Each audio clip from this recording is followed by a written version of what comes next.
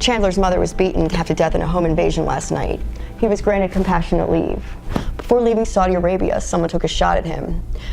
He was given $250,000 and told that if he delivered it to an address in Los Angeles, that they wouldn't finish the job. This isn't about occupational efficiency, Evelyn. This is about freeing up money. It's a new year. It's time to clean house a little. Spring cleaning, right? Oh, please. You about to get arrested. Oh, please. They will take everything. They do you like they I'm going to Africa like Akon, baby.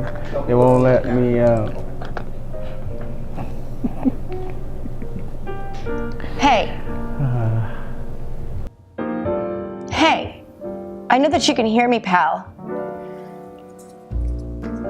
Jesus Christ. Who does a girl have to suck to get a drink around here?